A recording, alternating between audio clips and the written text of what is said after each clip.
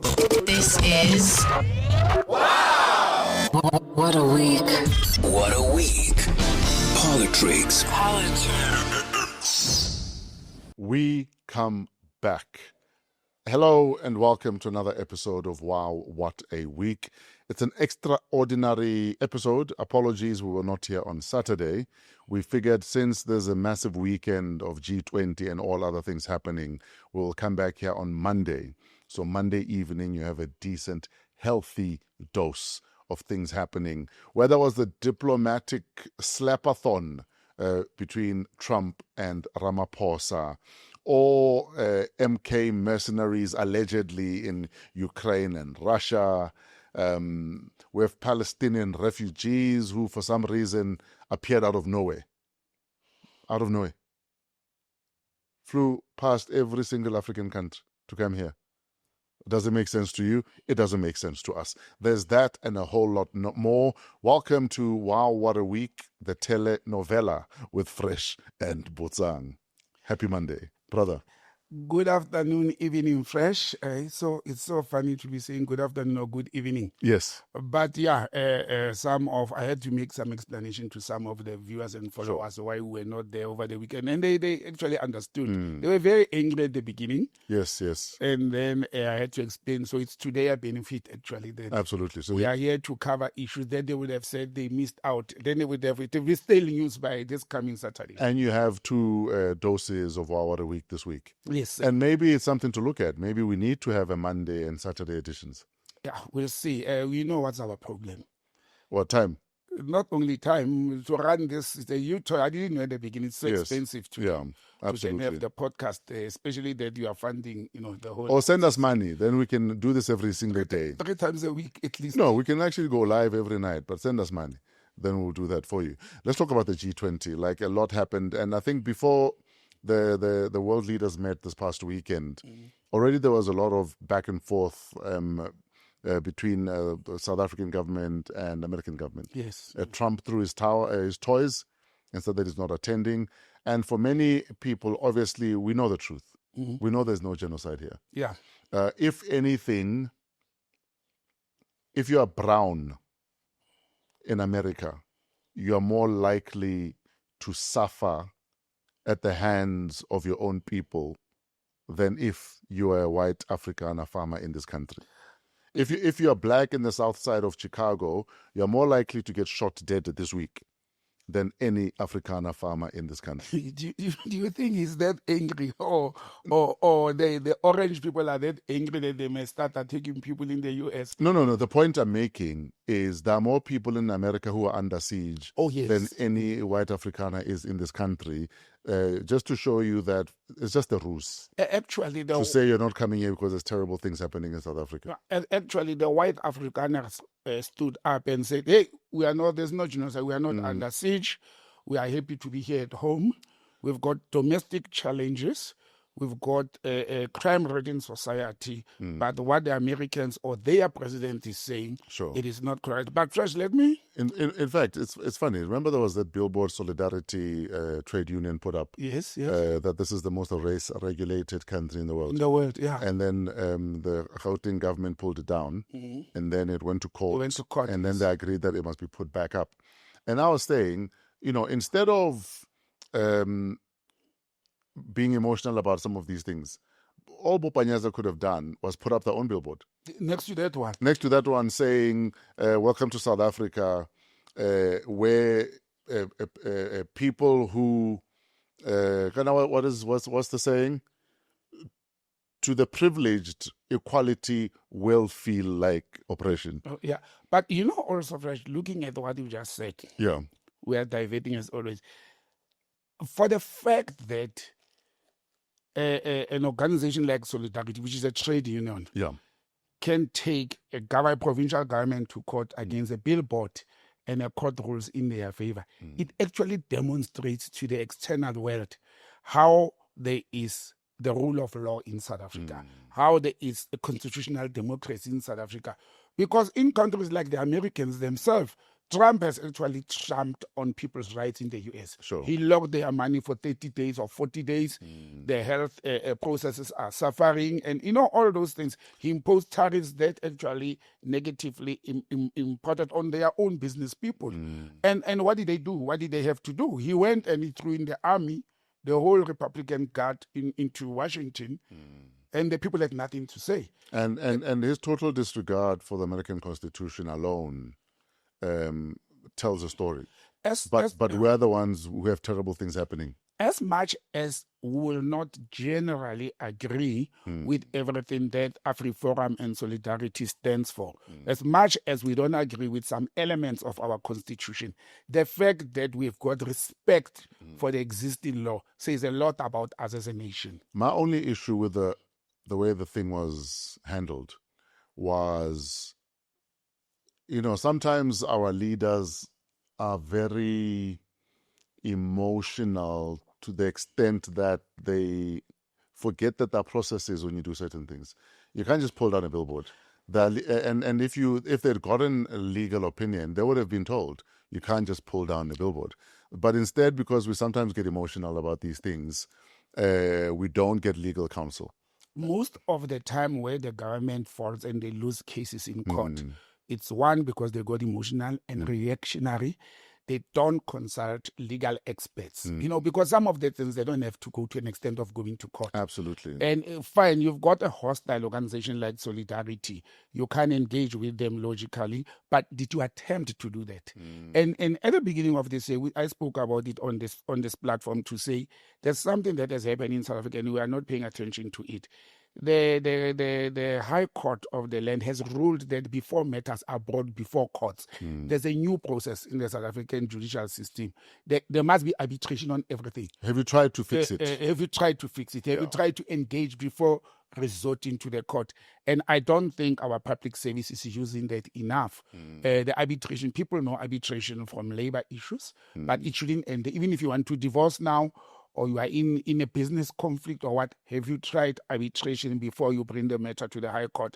And I think political office bearers must start, using that option which the law has created, because it can save time and money and litigations before you go to the High Court. And I think, and I don't know if it's maybe because also people got used to having an overwhelming majority, that they still behave like they have an overwhelming majority. That's another problem. And I say it with all due respect, that there are still processes you follow to do certain things. This is not, to quote one of my listeners, it's not your mother's house where you can decide, I don't like that picture, it must come off the wall. Anyway. There are ways of doing this. And like I said, I would have countered Solidarity with another billboard. Welcome to South Africa. We are fixing the past. One person at a time. Like we welcome delegates in the last weekend. Exactly. Beat them at their own game. You don't have to be hostile and pull down billboards and everything else. But anyway. So last week, President Ramaphosa, at the beginning of the G20 Leader Summit, he was on TV, almost smugly talking about how the Americans have come back to the party. Yeah.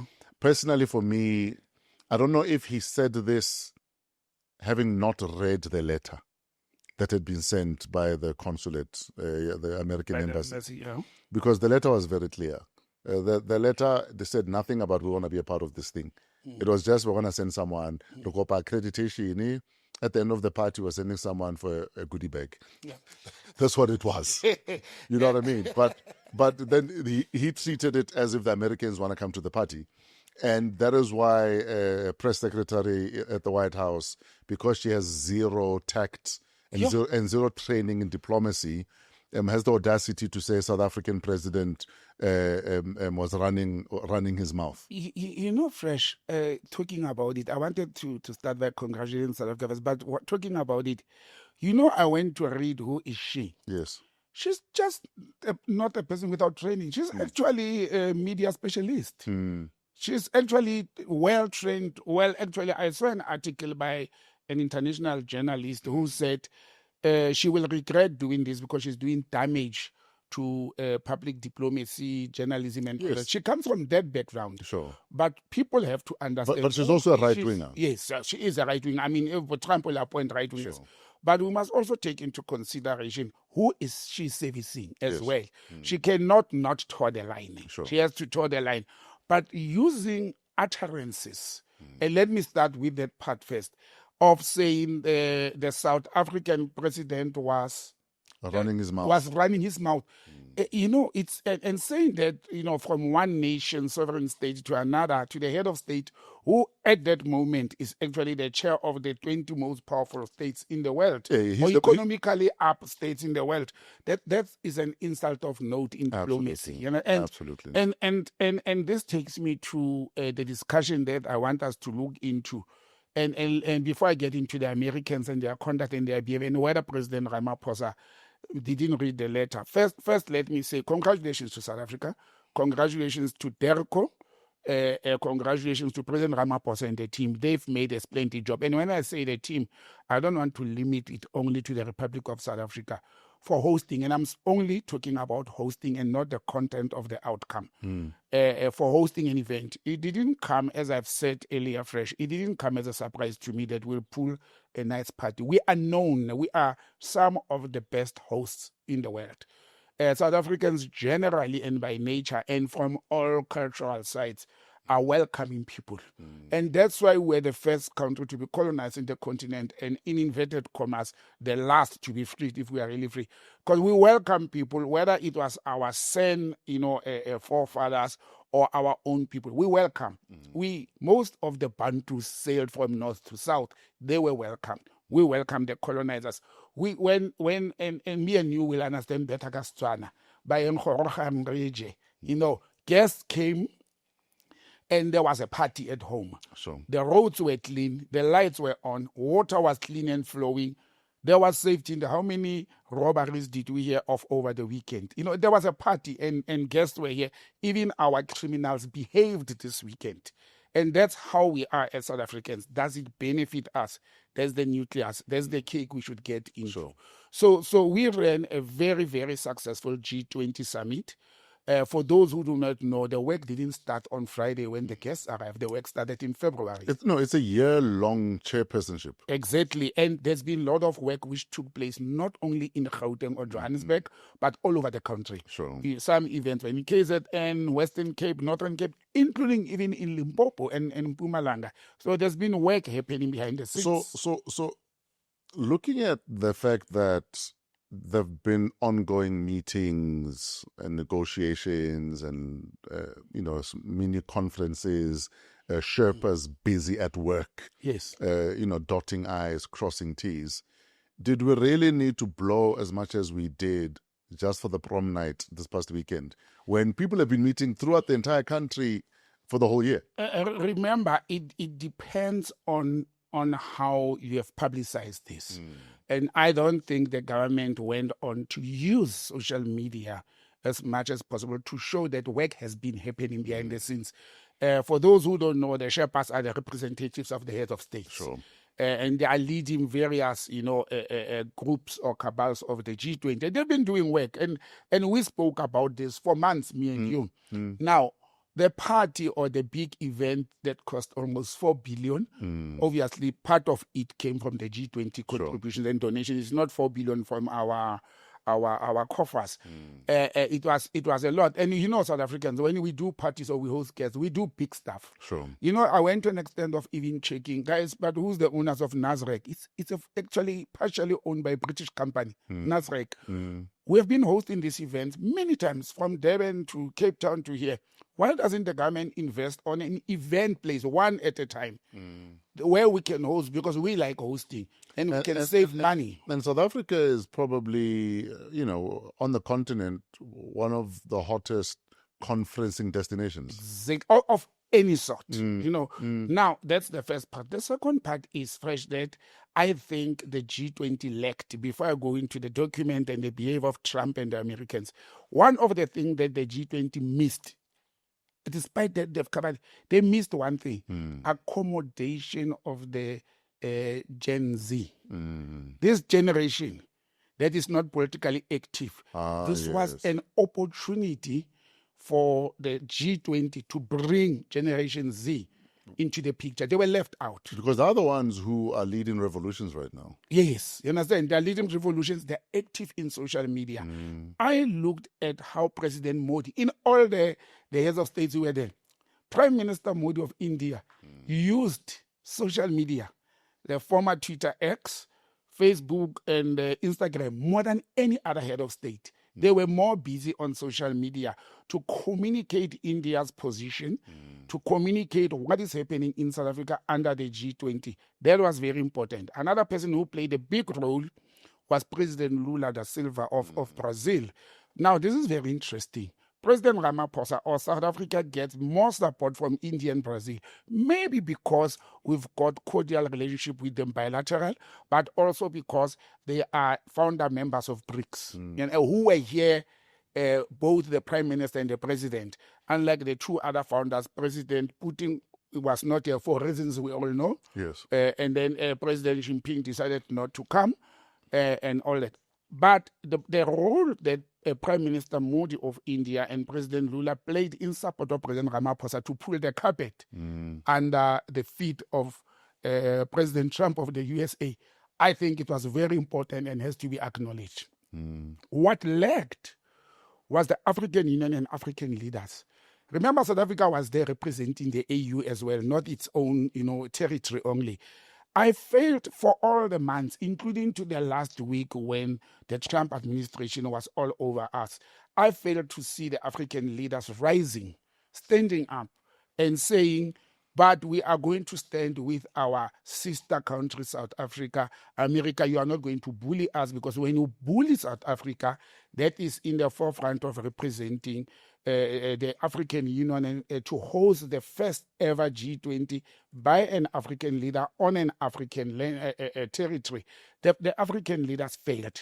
They never supported. They were silent. Their silent voices made a lot of noise in my head to say, but where are the African leaders when Trump is tramping on South Africa? When Trump is actually reducing us to a nothing?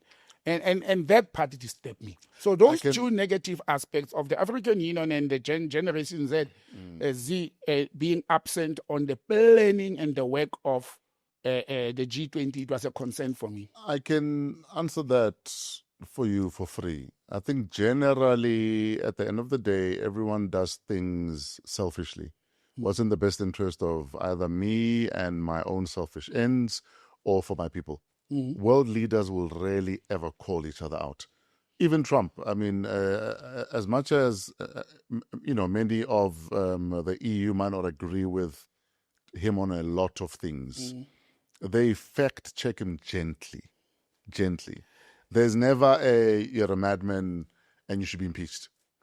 You know what I mean? And even with the AU, I remember when there was the sustainable conference on the sustainable development, about 20 years ago. Yes. I think only one African leader called out Mugabe. Oh yes, it was the then president of Botswana. No, it was before Khama. It was before Khama was president, but only one leader called out Mugabe at the time. I'm trying to remember if it was Tanzania or Uganda. Okay. Back during that conference. It would have never been Uganda. Museveni would have never called Mugabe out. But there was only one leader who called out Mugabe all those years back.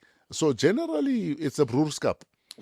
Where we're not going to rock the boat, because now that everyone has gone back home, now you must deal with them directly. Start seeing that, Absolutely. Yeah, the part is off. They've gone back home. You just mentioned the EU. Another unfair situation. Look, I don't expect the G20 to be fair. G20 was born out of the G7, which were the so-called richest nation on earth and economically developed countries. Then they invited others like South Africa, Brazil, and to become a G20.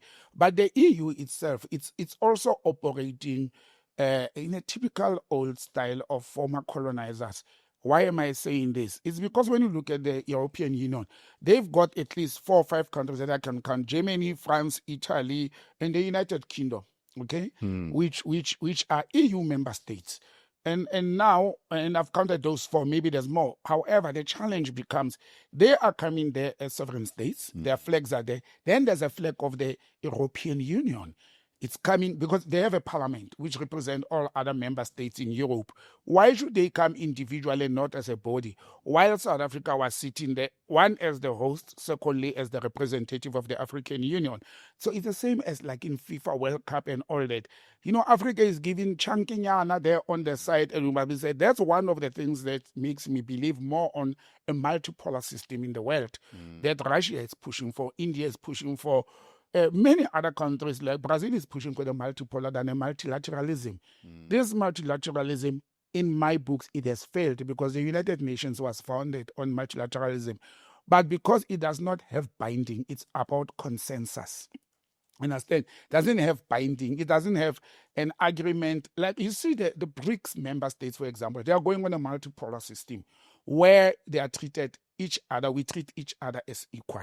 Whether you are China, your economy and your size is big, or you are what do you call it, United Arab Emirates, your economy is big, you may be smaller by size, but we are equal when it comes to BRICS, and the G20 lacks that. Now, what also went to the advantage of South Africa, as I've said, it is when President Ramaphosa went and rallied other members or leaders of the G20 who were present, the 19 ones, including Argentina, which, to my surprise, Argentina sent either a deputy president or a foreign minister. So it was a highly, because other countries... So it's not like it was a snub. No, it was not a snub. Yeah. I mean, if you send a foreign minister to a G20 meeting, it's common cause. It does happen. Countries like Russia, they've sent chief of staff from the presidency. There's other countries that didn't send the presidents or the prime minister. And you know, it's weird when you see people who, and it's funny how it's always South Africans who might be against the thing happening, and they seemingly celebrate when a world leader says they won't be able to attend, as if South Africa is being snubbed versus... There's nothing unusual about a world leader not attending a summit. There's nothing unusual. I mean, there have been G20 summits where President Ramaphosa could not attend. Yes. It was not seen as a snub. No. It's, you know, that's just how these summits work. Not every leader will be able to attend. But for some reason, people who are either anti-ANC or anti-South Africa, some are even anti-black people doing anything. It's almost like they celebrate and feel like, yeah, we told you. I think people celebrate sometimes praises the failure or the success from a lack of knowledge perspective. If you are not informed how these things work, you will start celebrating something as if it's negative. Can't it's not negative.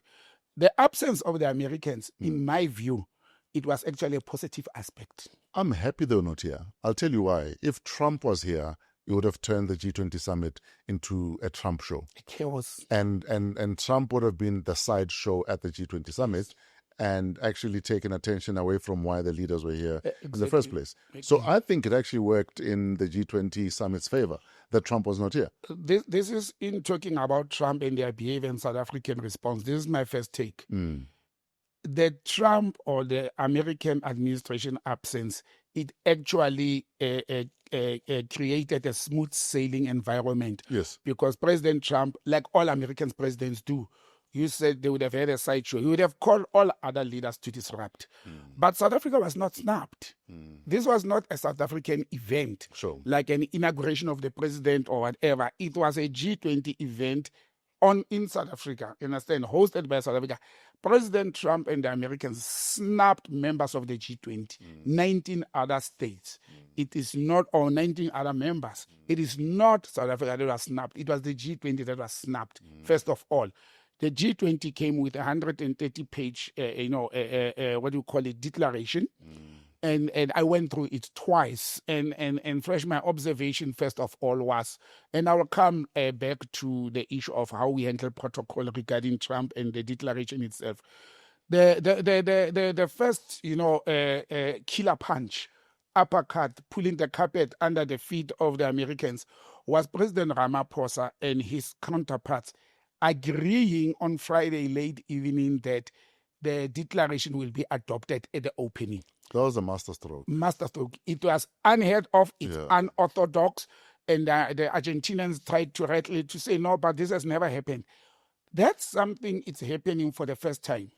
Does not mean it should not happen or it's illegal for it to happen. Because then it gets it out the way also. The custom, the common practice is for people to see it and go through that document, and at the end, before they disperse, they say, okay, we are agreeing or we are not agreeing. That is a practice. That's a custom. That's not the rule.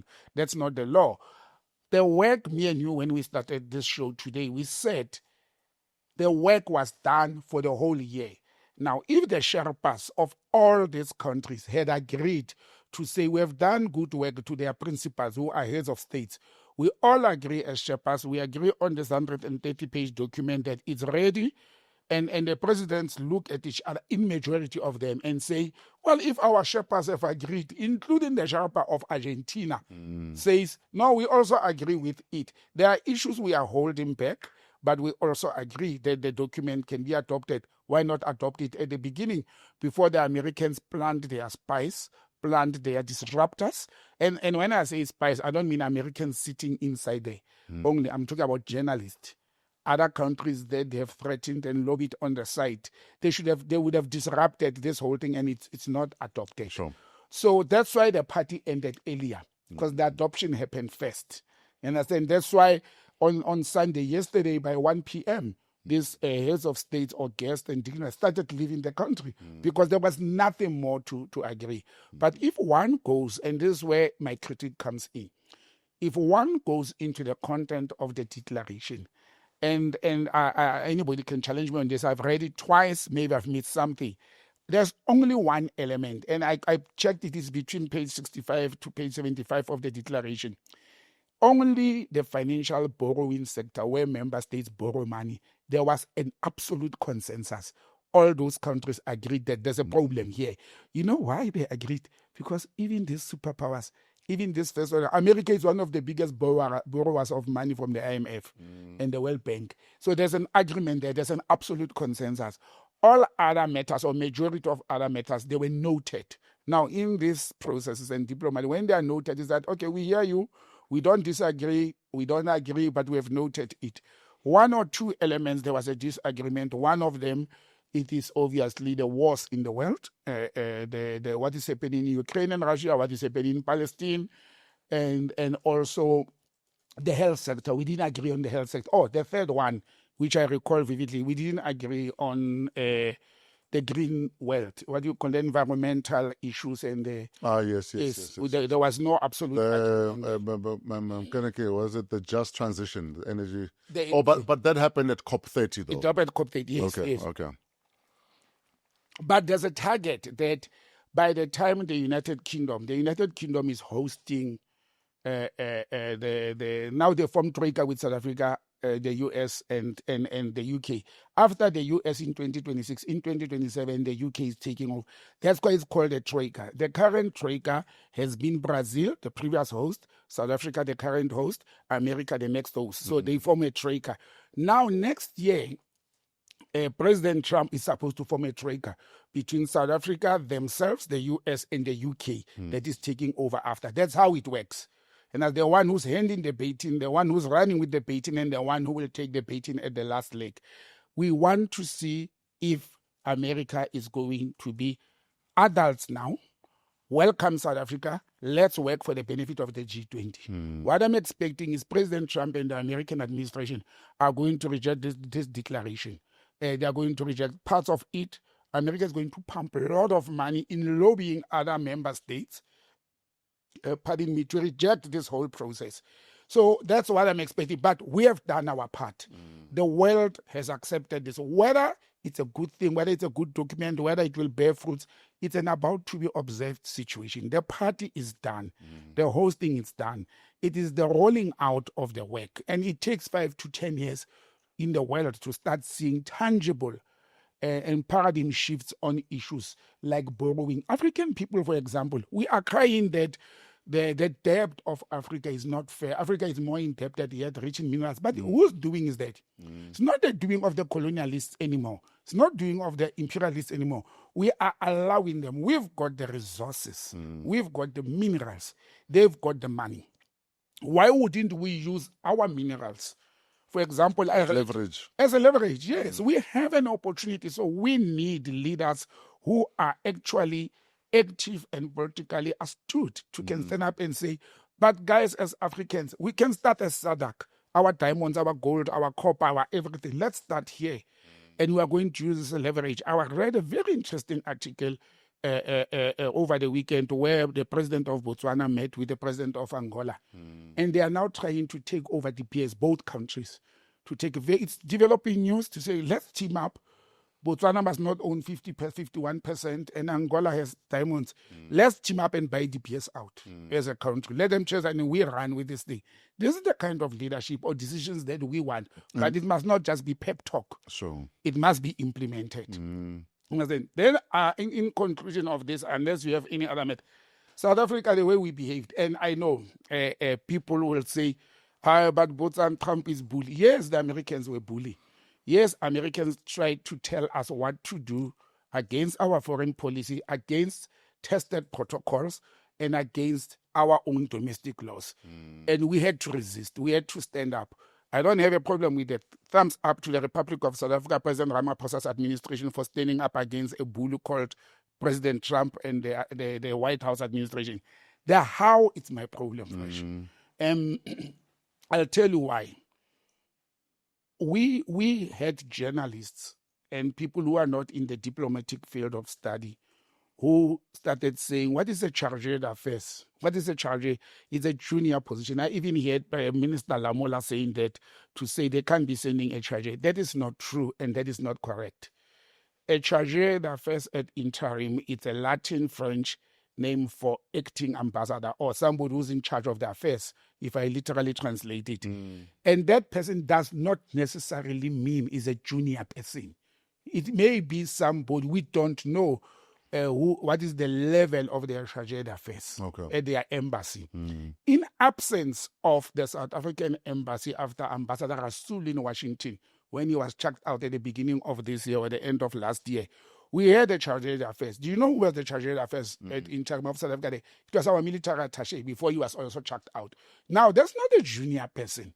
A deputy ambassador can be any highest ranking person, but also it's a sovereign state. Sure. I made an example to you during the course of the week at Radio 938 to say, for example, the Republic of Russia had sent the chief of staff, not Minister Lavrov, not deputy president of Russia. No, understand? They sent the chief of staff from the presidency in President Putin's office.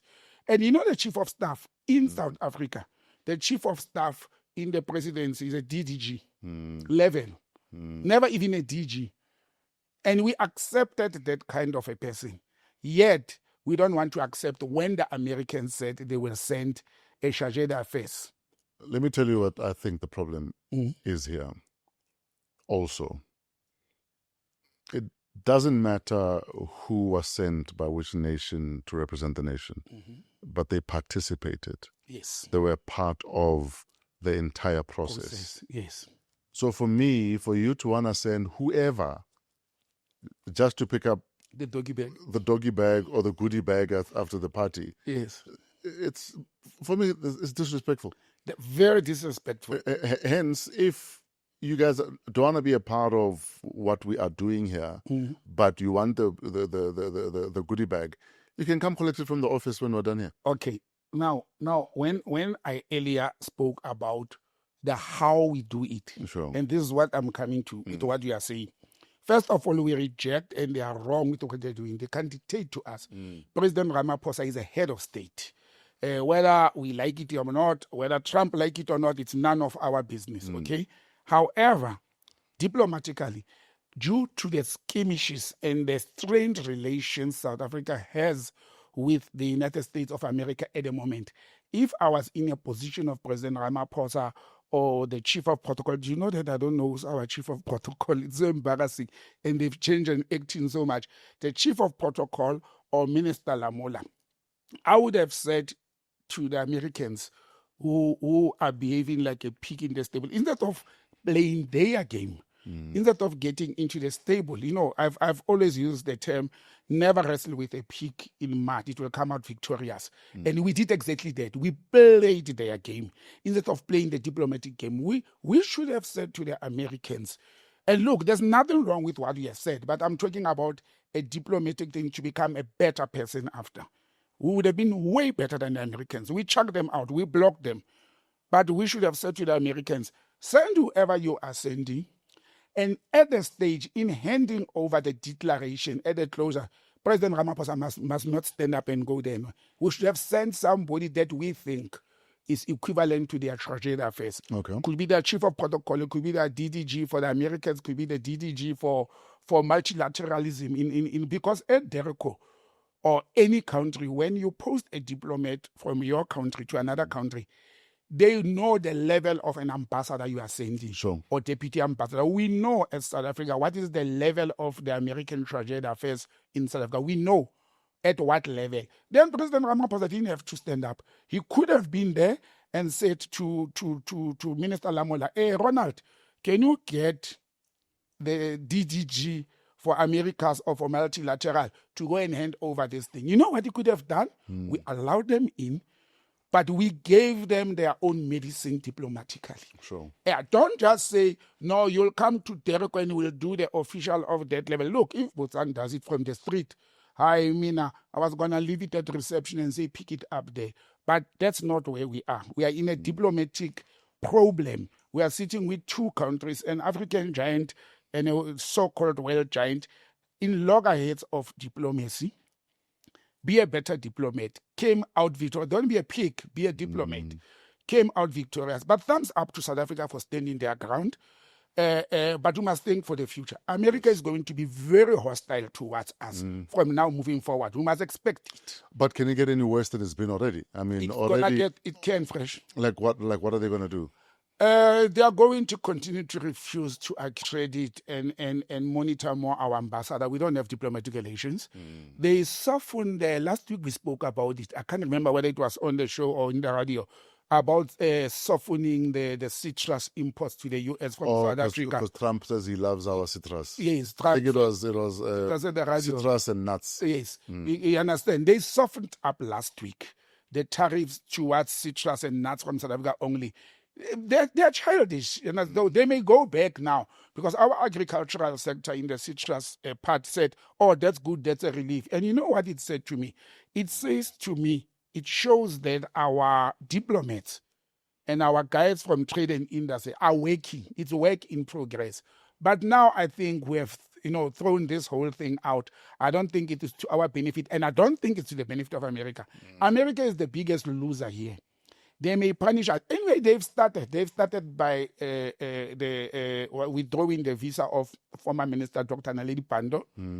We know for what reasons. Sure. We don't know how many South Africans they are going to deny visas to go and participate in the G20 in the US. I was going to apply for one of the bonds to go there. I doubt if I'll get a visa. But surely part of the agreement within G20 countries is that there'll be visas allocated or issued to anyone representing any country. Yes, under G20. Under G20. Yes. It's just like with the United Nations. Yeah. Whether or not you like my politics, whether or not you like me, when there's a UN General Assembly, all of that should be set aside, surely. Yeah. And surely it should work the same way with the G20 summit.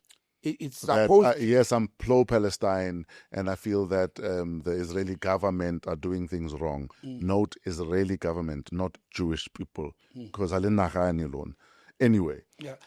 So surely it should not be up to America, if they like you or not, that you can attend the G20 summit. Yeah, remember when you attend the UN Assembly, the G20 summit, you are actually not really in the United States. Absolutely. You are in the land at that time, or the office or building that belongs to the UN or the G20 event. Normally, the Americans are supposed to allow people, but they'll make things hard. They've done it with the Palestinian Authority leadership towards the UN Assembly recently. You remember, in September, they did it. So who said they can't do it? But this is a wait-and-see situation. I'm not worried about how the Americans are going to behave towards the G20 summit that they are hosting. I'm more worried about the hostility towards the Republic of South Africa moving forward, Sure. and what could be the damage. Yeah. So that's my take in this. I'm not softening my stance towards the USA. I am wearing my diplomatic cap, not my revolutionary cap.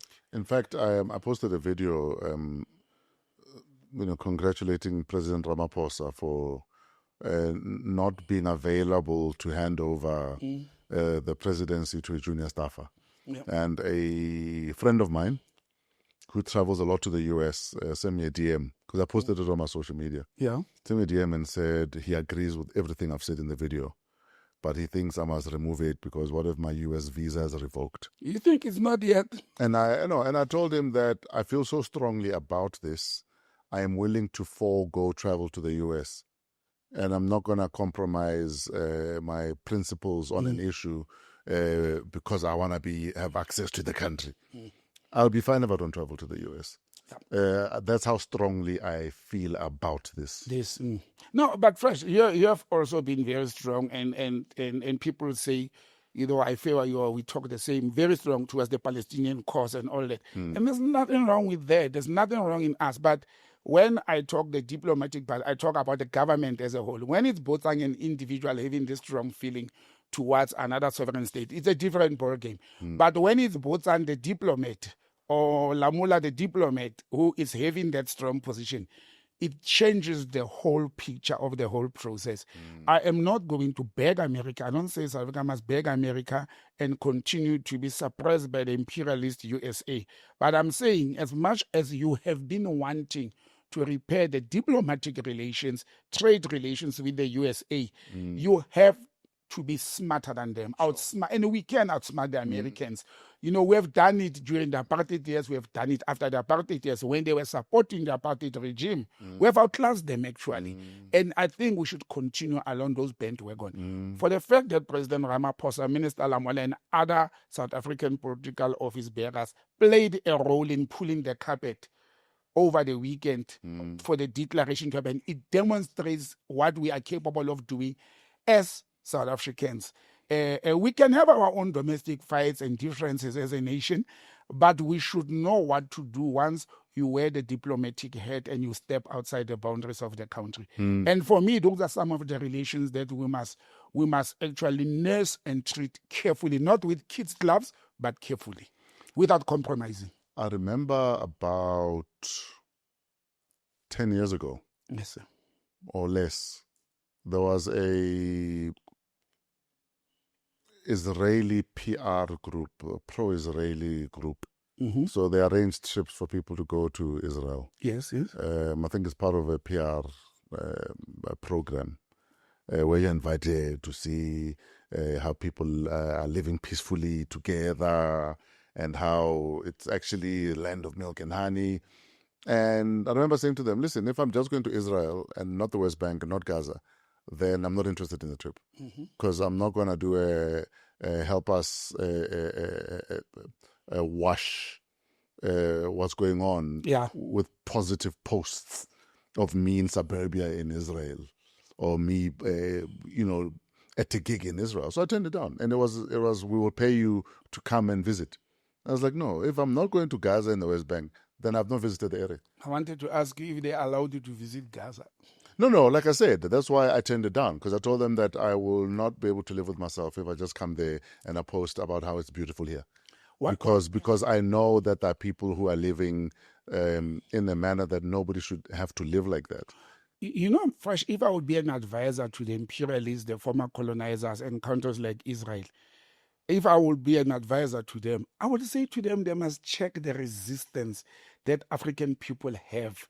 And they think we are just a walkover. We may have problems amongst ourselves, but Africans are not a walkover people. Look at the resistance towards colonialism, neocolonialism, apartheid, the murders, the slavery. We are a very, very resilient people. And they must not think that we don't have conscience. Another thing that we have as African people is conscience. That is within us, understand? And they're undermining that. They're undermining that South Africans, for example, naturally we are still a part in the southern part of Africa. The country in southern part that doesn't have a name. But when it comes to push, we pull together. In any event, we are actually regarded as the best sporting nation on earth at the moment because of various categories of sports where we are doing well. It shows that when we want to pull together as a nation, we do pull together. We just fail to do it domestically. And I don't know why, maybe the issue of race, maybe the issue of history. But it's like a family that has been taught to say, my kids, you may have differences, but when a neighbor or a foreigner comes in, you stick together against the enemy. Yes. And South Africa has demonstrated that resilience. We Harambe, we pull together. Thank you, my brother. Absolutely. Are we done at the G20? Let's leave the G20. We have other topics to look into, but it was important. And thanks to your idea that we should have the show today on a Monday so that we would have covered this for the benefit of the viewers and the followers. Absolutely. SA mercenaries in the Ukraine-Russia war via the MKP, allegedly. There seems to also be a Daughters of Zuma tiff and back and forth going on. What on earth is going on, Botsang? Fresh, we were caught by but I don't know. I accept that there's the feud between the daughters of President Zuma, the eldest, and I don't know if Zile is the youngest. No, she's not the youngest. But you know, it's very dead. First of all, the South African Constitution and the Military Act does not allow South African citizens and or residents to be mercenaries or rented military personnel. So what happens if you are? It's illegal. You'll be charged in the High Court of South Africa, even in the Military Court of South Africa. But we know of the gang people who were in Iraq. Yeah, there were some in Angola, some in CAR. And many hid behind who were doing security work. Yes. But a lot of it was mercenary work. Majority of them, they've registered as security companies in South Africa, and we must blame Prisa there or Sierra.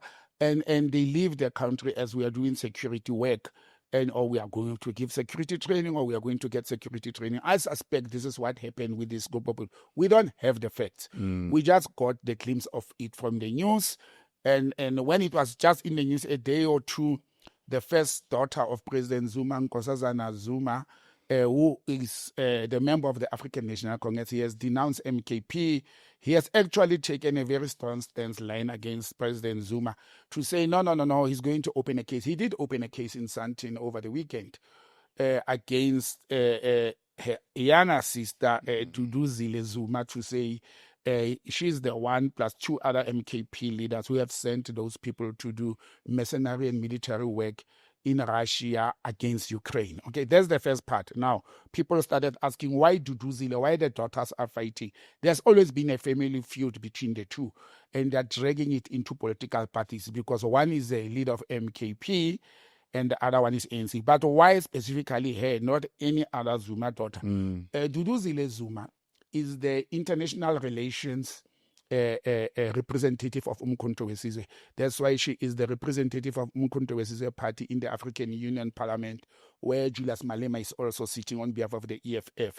So she's responsible partially for the foreign policy of Umkhonto weSizwe party. And that's why even when President Zuma travels on behalf of MKP, travels with her, and not as a daughter, but as the international relations person and other person in the party when they travel. And I think that could be the only reason she is actually mentioning her as one of the culprits.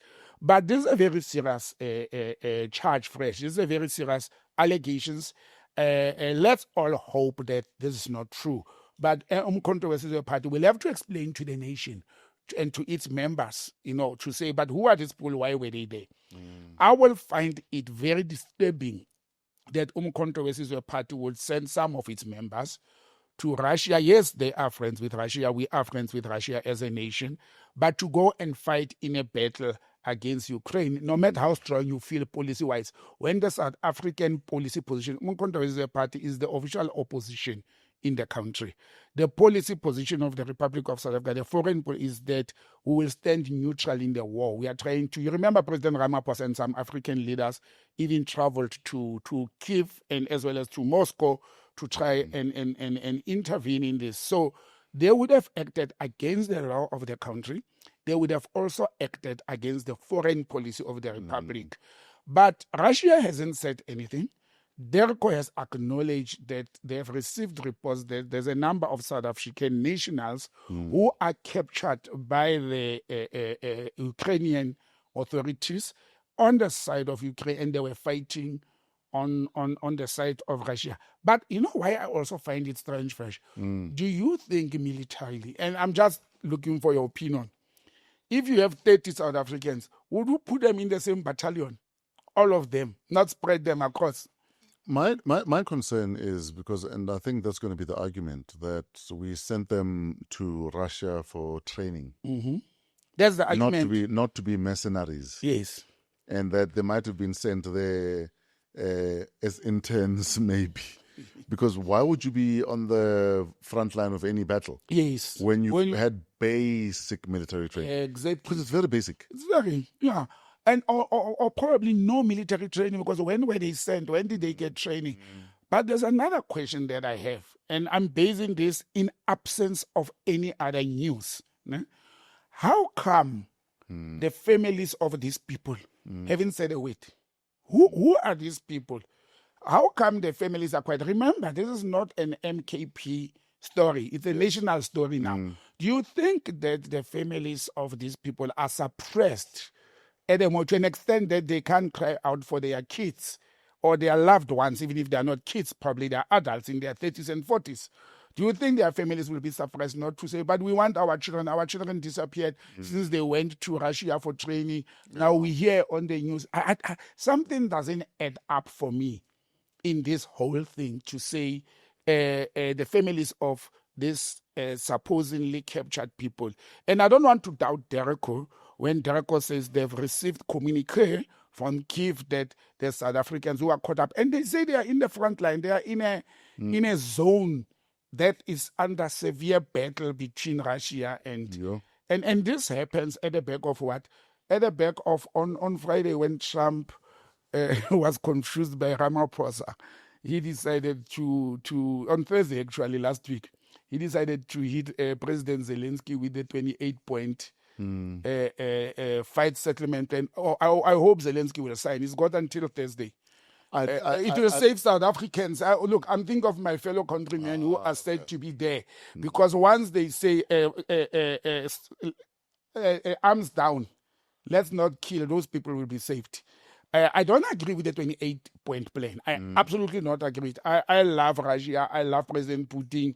I don't have issues with Zelensky. I think he played into the wrong hands. But the 28-point plan that President Trump has presented to President Zelensky, it is unjust. It is unfair. It is actually against the Geneva Convention and many other conventions, because it actually gives Russia what Russia wants. And it gives Zelensky zero, nothing. But Zelensky has been bulldozed, as always, by Trump and told that, listen, you better sign now. Yeah. And you can't expect someone to sign away part of that country and think it's normal. It is not. It is not normal. It's not fair. And you know, Fresh, what irritates me about this whole thing? And this is where I'm saying Zelensky, he lacked leadership trait. What they are putting in front of him now, it's exactly what he went to war for. Understand? This war, it was about one, Russia occupying certain territories in the first place. Yes. Secondly, it was about Ukraine joining NATO. Now, one of the pointers in this settlement is that he should relinquish his application for being a member of NATO. Guess what? Where is the EU? Where is the EU? The EU is silent. And why is the EU silent? Because they can't afford to continue militarily arming Ukraine. They can't afford financially to upkeep this war. It's going to drain them when America pulls out. And that's why they are sitting in a corner. Russia is doing what they said they will do. Russia, at the very beginning, they said we will not cede those territories, will not allow NATO forces near our borderline, will not, according to the 2014 agreement, will also not allow Ukraine to be members of NATO, which is also madness to say to another sovereign state, don't be a member of some international organization. Yeah, but if you, being a member of that organization, poses an existential Threat. is it Existential. existential threat to me as a nation, Yes. I must defend myself. Yeah. I mean, if Israel can bomb a country that is there because they feel like one day they might bomb us, so we must be preemptive in how we deal with it. Why can't the Russians do it? Again, let me wear the diplomatic flag, not the military one cap. Russia then must engage and say, you can be a member, but we have this 2014 agreement that says you will not bring your military personnel, military equipment within a certain kilometer radius of the borderline. Because that was part of the agreement. Don't say I should not belong to a certain political party. You know, like when we grew up, we used to have sections, kokasi, where they will say, Kamole kamo Zulu Jampo, Oscar Jola in that area. Jola, this kind of people. That's nonsense. What if a girl from Zulu Jam, for example, likes me? Don't say I should not belong to an organization. Just say when you decide to join that particular organization or you want to be a member, remember we have an agreement that you are not going to be used by my enemies to come closer to my border. Sure. Remind them that. And if they start behaving that way, then that's when you can attack them. But military people are saying President Putin did not even want them to come closer. That's why he had to attack and occupy first, to keep them there, far away. But it's 3 years down the line. Come February, it will be 3 years. I said it in April 2023 on this platform. After 2 years, we'll be sitting. These people will say, let's leave it. Now, the American president, who is claiming to be a peacekeeper, is saying if this war had started under my watch, it would have not dragged for so long. It happened under Biden's watch, and I'm bringing peace. Peace what? Let's give Russia what they want. But remember, there was a time where there was a story of exclusive access to minerals in Ukraine. Yes.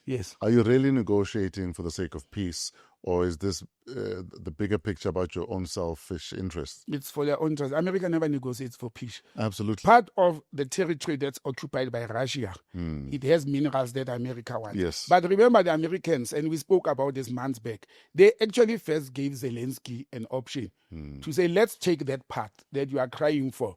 And he refused. Now they are saying, let Russia keep it. And then we'll get those minerals via our friend Russia. On the other hand, they've created an impression that America and Russia are core enemies. They are not trading. They are not working together. When you look at this 28-point peace settlement plan presented to Putin and Zelensky by Trump, it's actually in favor of Russia and President Putin's needs. There's nothing else to it. So Zelensky must decide. And by the way, they already even said they're not giving him military support and personnel anymore. They will give him military personnel not to fight or in combat, but to aid to rebuild the country and all that. You remember when this thing started fresh, I said, America goes, causes the war, destroys the country, then they come and rebuild the country. Yes. And that's what they're exactly doing. They want to go and rebuild Ukraine. And you know what they will say to you? We want your minerals because we are rebuilding your country. Give us that piece of land. We are rebuilding your country. They'll make zillions of dollars out of this. And that's how the Americans have operated for many years. They use the war to up their economy. Sure. And that's why now they are even threatening to bomb Venezuela.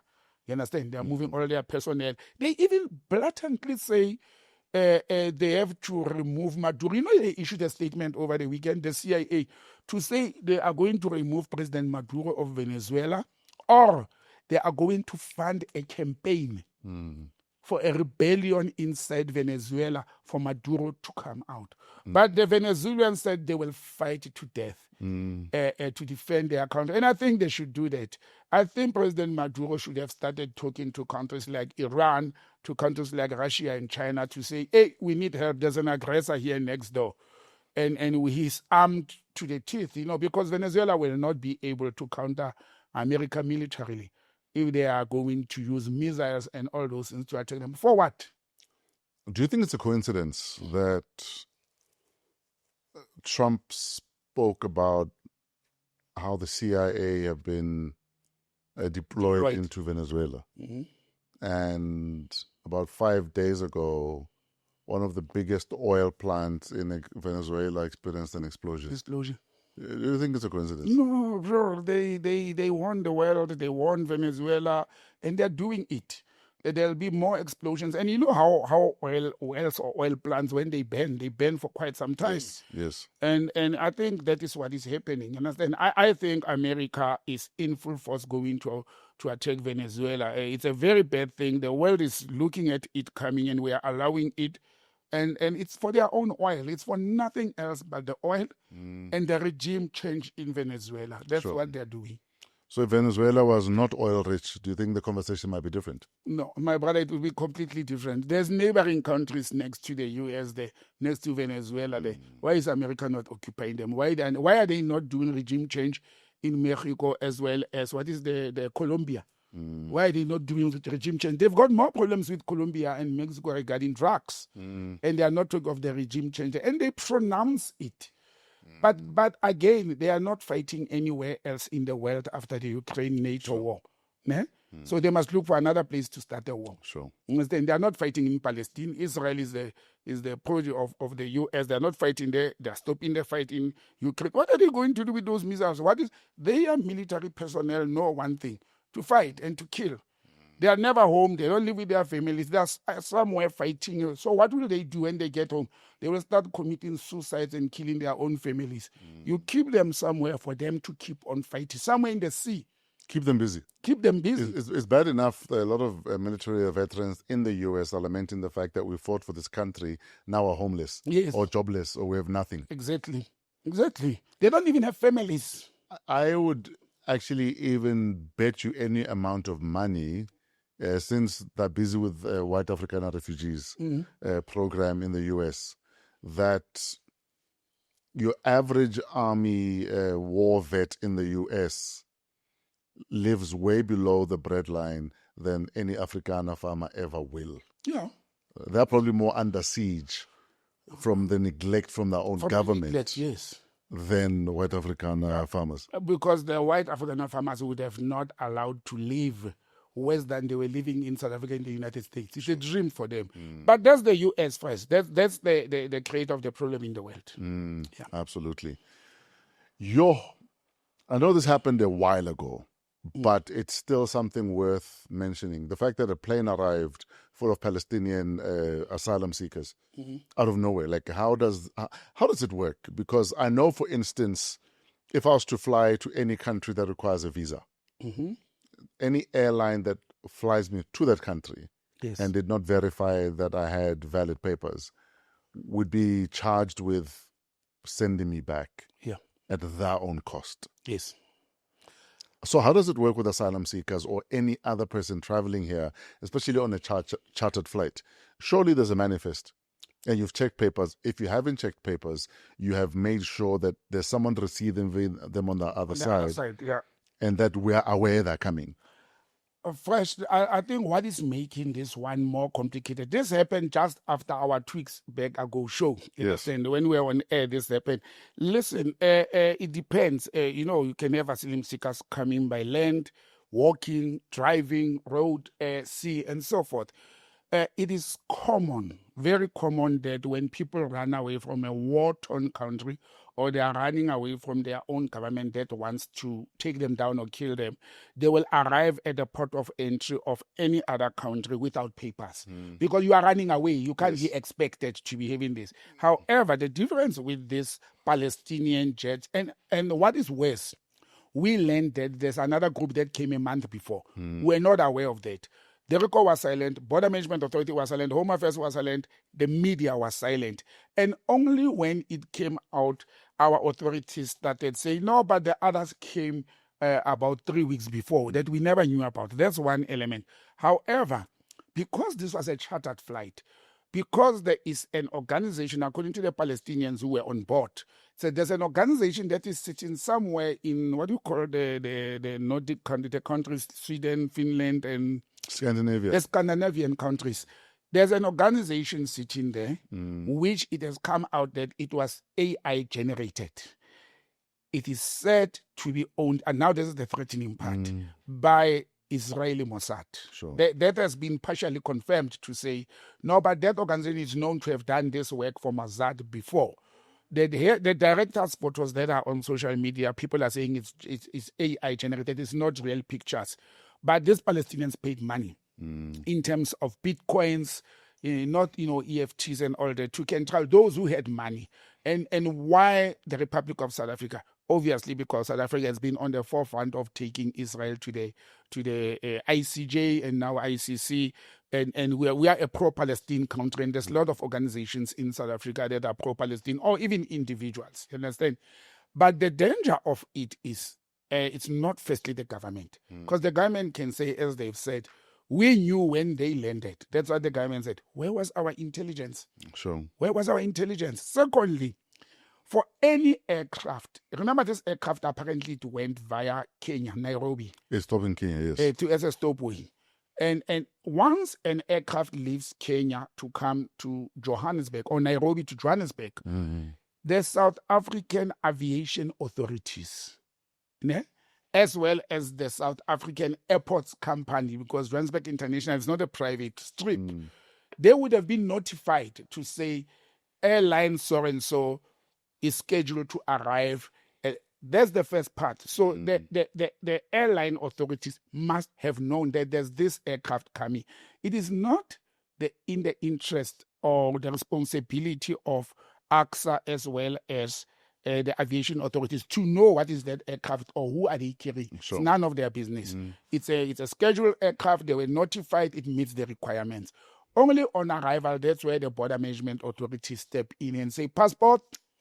And then you are like, I'm an asylum seeker. But the fact that the authorities of South Africa went to interview and engage those Palestinians in the aircraft, not at the passport control, you know what it says to me? They knew.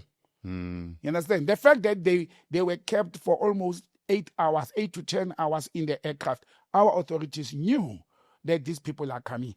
If these people were stopped at the passport where you hand over the passport control, where you hand over your passport, then I would have said they caught us by surprise. But some information, they knew that this plane is coming. Yes, then South Africa, they've accepted these fellow Palestinians who are under siege by the Americans. I don't have a problem with that. I have a problem when the government, Foreign Affairs, or DERCO, Home Affairs, PMA, and intelligence start saying, we do not know who is responsible for these people. We know they come from not even Palestine, from Israel. Instead of going home, according to the peace deal, they decided we want to go anywhere in the world. About 14 of them actually left immediately. Some went to Indonesia, some they went to other places of choice. So this was a well-arranged process to bring the Palestinians here, which is not our issue. But the fact that we don't know who is the source, who is the controller, who is the transporter, and why, I think it's a danger for us as a country. We will wake up fresh. We will wake up and find that we are sitting with insurgents and double agents. That was my question, though, that do we believe that genuinely these are asylum seekers, or they're going to be Trojan horses, or what is it called? Is it a sleeper cell? Yeah. Where you wait and you wait and you wait just to cause havoc. Because Israel don't like us at all. We're not like the favorite country right now. So what stops them from sabotaging anything or sending people who can keep fingers on the pulse from within? And it will be easy. Well, to your answer, there's nothing that stops Israel, and that's how they operate. That's how they've operated all along. And that's why Mossad is regarded as one of the best intelligence, bodies in the world. It's because they operate within. They will always have people within to, as you said, to keep the pulse, to keep their finger on the pulse, to say, are we ready now? What is going on in that country? And Israel is very well known to have double agent. Sure. But we also have political leaders and political parties in South Africa who are being funded by Israel. You understand? They are sitting in cabinet, some of them. They are sitting in parliament, some of them. And that's how they operate. But in the world of intelligence, you do not blame the other party for spying on you. You counter the intelligence. You counter them. And that's where we are failing. I'm not going to blame Israel for spying on South Africa or for wanting to infiltrate South Africa. Because, as you said, they're pissed off with South Africa. Sure. They are angry with South Africa. You can't blame them for being angry. But it's what is South Africa doing to counter the Israeli intelligence? I do not think as a nation we are doing very well. We should not let our good hearts compromise our security. We should not do that. We should make sure we know these people are pure, genuine Palestinians who are seeking, what you call it, asylum, and process them better. Do we know that everything has been halted while they're being vetted? Or are they already in the community? No. The last time I listened to Dr. Michael Masiapart of the BMA giving a report, they were processed to come in, but they were handed over to various organizations like Gift of the Givers and others, the pro-Palestinian community in South Africa, to be kept in one place. It's not in the community. They are in hotels and designated places. So they are being kept at designated places. That's the story last week. Sure. I expected, and this is another part that people don't understand, to process an asylum seeker. For example, it's very important for us to can mention this fresh. A country like Palestine, just like Zimbabwe, they don't require visas to come to South Africa. They get an entry visa at the port of entry for up to 90 days. Okay?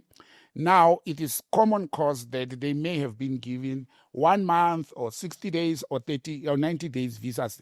It is the discretion of the Border Management Authority to say for how long we want to give them entry visas.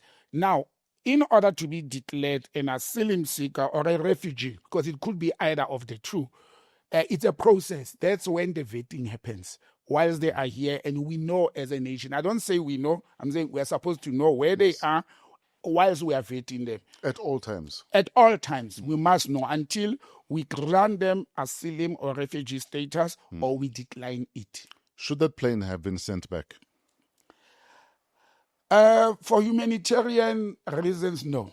There were children, pregnant women. For humanitarian reasons, no. Yeah. For security reasons, I think the country should have sent it immediately back, but on condition we know where is it going and if they will be safe there. And even if it's not immediate, like an hour after, check the security process, consult with the Palestinian authorities, Palestinian embassy. Where did they depart from?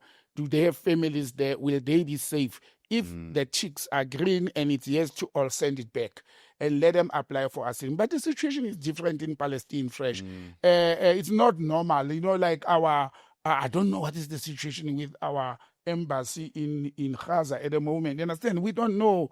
And we cannot treat Palestinians the same way we want to treat other asylum seekers. The other day we had 25 Afghans. You remember when the what is that fund? The Helen Suzman Foundation took the government to court. 25 Afghans were at Beit Bridge from Zambia. Now Beit Bridge is the border between Zimbabwe and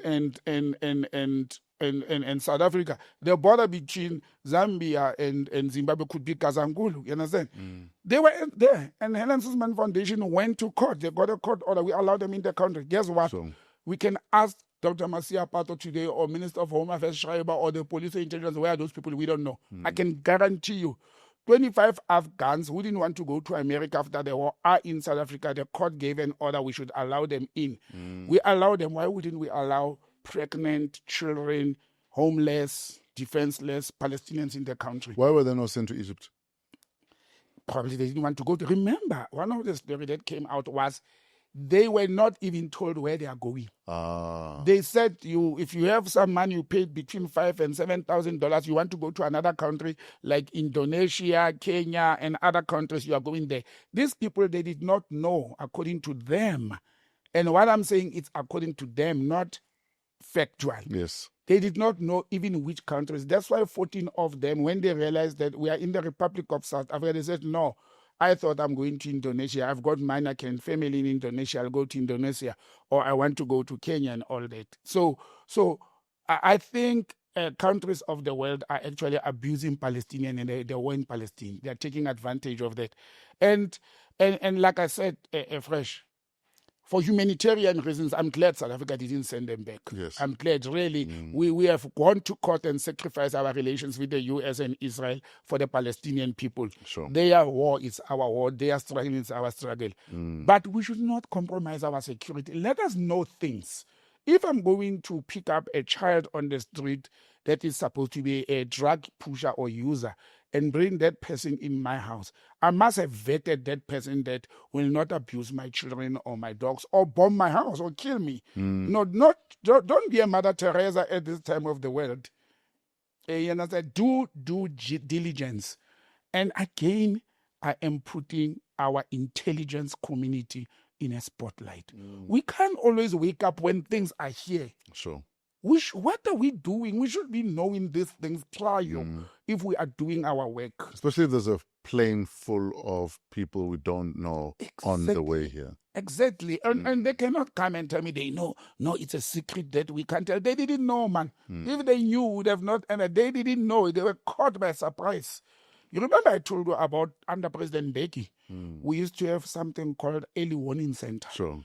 It was a wing of net joints. I remember it was led by a former ambassador, Welile Nhlapo. Sure. You know, the duty of the early warning center was to brief the president every day of what is happening outside the country and inside the country. Anything, no matter how small it is. That's why it was called early warning. Sure. To warn first, to say, hey, this thing is happening. There's a war in Kashmir. How can it impact on us? Kashmir is very far. Understand? The president or the prime minister or the leader of North Korea is playing with his toys again, how it will impact. It's an early warning. We don't put blind eye on those things. Yes. There's a peace happening in what you call it, in Gaza, peace process. And Donald Trump has a plan to say we are going to turn that into a resort. An early warning center would have said to the president of South Africa, if they have destroyed that country, we have fought for them, and they are now saying they must go home and there's no home. Yeah. Where are they going to go? Those are the kind of thinking we would have had prior. We are out of time. We're an hour and 21 minutes. I'm tired. How many topics do you have? We what is still have can we postpone? AdHoc, Mogotsi, ANC Youth League, infighting, and we have another show end of the week. So you decide what you want to let's leave the ANC Youth League infighting and all that. It's a minor domestic. If you want us, we can actually postpone it to end of the week. But the Mogotsi is done. Sure.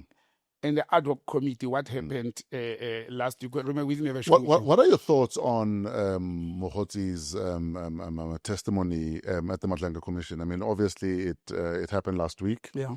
And it's almost old news now because it's something we would have covered this past Saturday. Yes. But he said a lot of explosive things. He sat there calmly, confidently. Obviously, Justice Charles Skelton cross-examined him and tore majority of what he said into little shreds and called a lot of it hearsay. But he also said a lot of things that, why would anyone confidently lie about some of these things? Fresh, on Thursday, we always talk about 93.8 Radio FM. And for those who had missed it, we are together every Monday morning and every Thursday morning at the radio. Yes, 938.co.za. Yes. 938.co.za. Tune in live on the radio just after 8 a.m. Monday and Thursday. Monday and Thursday, yes. We spoke about this last week, Thursday, and I said to you, first of all, I think the Madlanga Commission wasted their time and our time after one day with Brown Mogotsi. Are you saying they should have dismissed them after day one? After one day, they should have realized that man, he's saying things that may be a lie or factual, but all they're hearsay. And you don't run a judicial process with hearsay without testimonies that you can back, whether writing or WhatsApps or what. So if I don't have the receipts, I should not be allowed in front? Well, you should be allowed thinking that we may extract the receipts. You should be. But after one day, it was enough. And actually, if my memory serves me well, he's one of the few people that sat there for 3 days. Normally, it's a day or two. 3 days of... Maybe they needed comedic relief. So Now, this is for me. Yeah. Anything that Brown Mogotsi said you see where he played them. He said he's an intelligence operative. He's a secret operative. Therefore, in intelligence and secrets, I've got handler and a spotter. We don't keep receipts, so I cannot provide evidence because everything was done in a covert operation. And who would say he's lying now? I'm saying, for as long as somebody or anybody comes out and bring us material evidence that Brown Mogotsi was lying to us, what Brown Mogotsi has said so far, it is his truth until countered. I don't believe most of the things that he had said. I don't regard him as a criminal. I regard him as a spinner, as a liar, as a person who in the past I've described him as a runner. The guy, people think, as stupid as he may seem, fresh. You can't tell me that a man who swindled money from ministers, police intelligence, police leaders, and criminals or alleged criminals and business people, he swindled money out of those people. You understand? He was the middle. He doesn't have matric. You don't have to be educated to be a swindler. But he blamed important people in the society. Ministers, business people, security personnel, security companies, law enforcement personnel. And then you want to undermine that person. I will not undermine such a person. Okay. He may have been given money by being undermined, but let me tell you, there is something truthful in what Brian Mogotsi had said. He wasted our time as a nation, but it also shows how infiltrated and weak is our police intelligence and law enforcement in the country. It demonstrates, you understand? You know the part where he explained how he had two cell phones and he had to use one cell phone to take a screenshot of the other. He sent a message to himself. It was like he's sending a message to Nkabinde in the office of the minister. So he created Nkabinde on one phone. He took another phone to take a shot. So he was actually even swindling Mr. Ket Madlanga. Understand? The alleged, kingpin in this whole thing. And he will send a message of a screenshot to Madlanga and another one to Nkabinde as if he's talking to both of them and he was talking to himself. Come on, guys. Come on, man. If a man has that kind of thinking, whether it's wrong or right, whether it's a lie, he did it. And they believed him. And they gave him money. And he took that money to decampaign Supra Mahuma Pilu in the Northwest, removed Supra Mahuma Pilu in the office, to give money to ANC delegates to go to the January 8 big event, the annual party of the ruling African National Congress or leading African National Congress. And you want to come and tell me that that person is just a low player. Fine, his story is that he was the member of the SDU, a self-defense unit. When he was 13. When he was 13. But look, guys, give him credit, man, fresh. And this, I will defend Brown Mogotsi. I'll tell you why. He said he was not 13. His ID, and I think... So he was 15 then? He was 15. So do you believe that he was in the MKSDU? Look, MKSDU. At the end of apartheid? Yes, because we know the SDU existed in townships. The self-defense unit was internally in the country where Umkhonto or ANC Young Lion members who were in the country, and they were under attack, either from Inkatha Freedom Party. You know what was the Inkatha one called? It was called self-protection units. Now, there was an infighting between these two political organizations in the early 90s. Where the ANC internally, led by the then UDF, United Democratic Front, they formed the SDU. And trust me, Fresh, I was in the township. I know what happened. It was youngsters. It was very youngsters. And Brian Mogotsi, he was 15, he was not 13. He explained why. And it's normal. Many of people, I know hundreds of people whose ID dates of birth are wrong. Yeah. Many people. And sadly, the previous regime were so arrogant. Yes. If they decided your surname is spelled this way, it stays like that. Exactly. There's many people with wrong surnames, wrong dates of birth, and all those things. And he's telling the truth there. He said his ID says at that time he was 13 while he was 15. Now the question should become, was it possible in this country that at age 15, a person could have been in the SDU, self-defense internal. You know what was that? It was a group of comrades who were brought in to say, Inkatha is going to attack you. Here is arms, defend yourself. Sure. I was given military training at age 16 outside the country. Why do I doubt that Brown Mogotsi was a member of the SDU? He must not say he was an MK operative. Maybe his words was wrong. That's one part I'll give him credit on. It could have happened. And he saw himself as a military operative. He saw himself. Now, when a man says at age 15, I was a military operative, what's wrong with that? You understand? But that has nothing to do with the Madlanga committee. He was actually demonstrating that, no, I've been trained in infiltration. I was trained by controversies and leaders to infiltrate, to question people. And he demonstrated how he used it. Whether he misused the training or he used it wisely, it's immaterial. But he used it. He conned them. He conned ministers. He conned chief of staff in the ministry. He conned business people. He conned criminals. He conned everybody. I will never underestimate such a person. Wrong or right, that's not the issue. He wasted our time. Madlanga Commission wasted our time. His testimony didn't do much for us as a nation. And one can flip the coin and go to the AdHoc committee, because this was happening simultaneously, and look at the testimony of, you remember our last episode, we said, or I said, the AdHoc committee was not fair on us as a nation to send back Mr. Nkabinde, the chief of staff of the minister, to go and prepare himself properly. He came back prepared properly. The testimony of Mr. Nkabinde, that to many of us, he was not eloquent, he was not fit for the post, and all that. Actually, his testimony, it rattled the country. Him mentioning the meetings that happened long ago, when Fikile Mbalula was the Minister of Police, Mr. Robert McBride was the head of IPIT, all these meetings that has happened in not even O'Sullivan, Paul O'Sullivan House, in Donovan Krejcik. Radovan Krejcik, who's in prison, an international drug smuggler and criminal. I call him a criminal because he's in prison for criminal activities.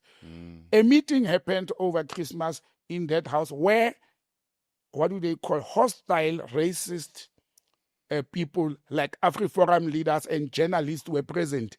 None of these people have stood up and say Mr. Nkabinde was lying. None.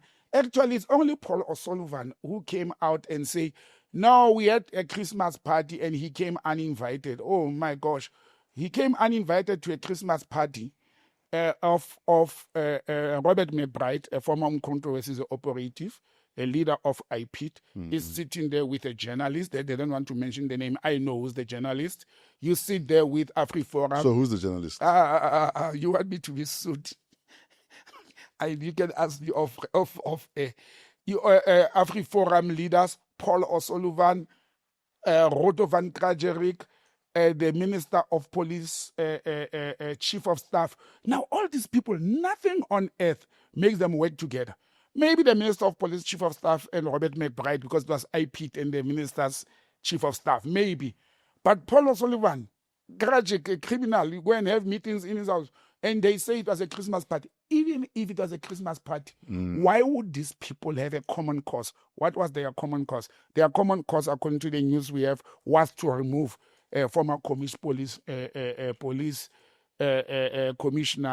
Patlani, was to put their hands in the cookie jar, the slush fund, police intelligence fund, was to actually destabilize the law enforcement police.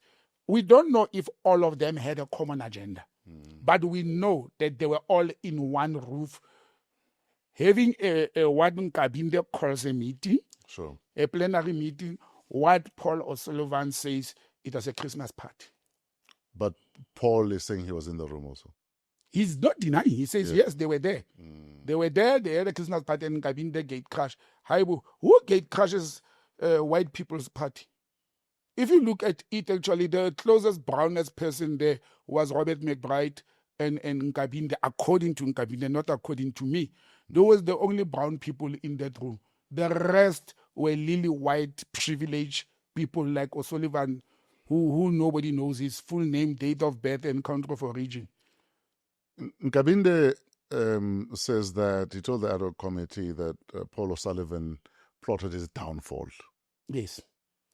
And you recall what also happened during the hearing. Yeah. Paul O'Sullivan, according to him, sent him a message to threaten him. He read the message. When they had a lunch break, Paul O'Sullivan sent him a message, according to him, and he read it out loud. I just received an SMS from Paul O'Sullivan. He's threatening me. He says he's going to get me locked up for life. He called him something like a scoundrel or something like that. A scoundrel. Scoundrel. Whatever is that? Yeah, so Paul O'Sullivan has plotted the downfall of quite a number of people. I'm surprised he hasn't come for me. I'm one of the first people who exposed him. 2017, I told South Africans on ANN 7 that this man is very dangerous. And he's dangerous because we can't control him. He's dangerous because he's carrying passports of 3 countries. And at that time I thought it was, I'm now told it's 4 passports. Is that even allowed? Well, there he is, fresh. Whether it's allowed or not, there he is. How many more of such people? I know people who carry 2 passports. Yes. But with the British one, is probably, I think, the United Kingdom of Great Britain. Yes, remember, UK. Okay. The UK, you can have the passport of Wales and Ireland and England. There, it's under then the South African one. Maybe that's why he's got 4. Okay. But why? So it's not uncommon then? It's not uncommon. Well, Paul O'Sullivan has proved that it's not uncommon to us. But why do we end up with such characters? Why? And now, I saw in one of the interviews on podcast that the former Gauteng chief of Hawks, Mogotsi, was interviewed. And he reminded us, actually I went to check that article in the Mail and Guardian print, years back. Do you know that they arrested O'Sullivan at time at the airport as he was about to leave the country, and he said he's going out on holiday with his kids? He was arrested by the Hawks at the airport. And that's when they discovered that he's traveling with multiple passports. Because they were sitting there expecting him that he's exiting with a South African passport while he was using his Wales passport. But they managed to catch him.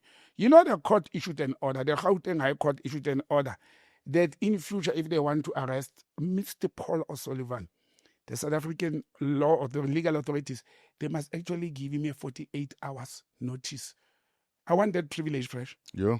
Before police come to me, they must give me notice. We are coming in 2 days' time to arrest you. Paul O'Sullivan has that.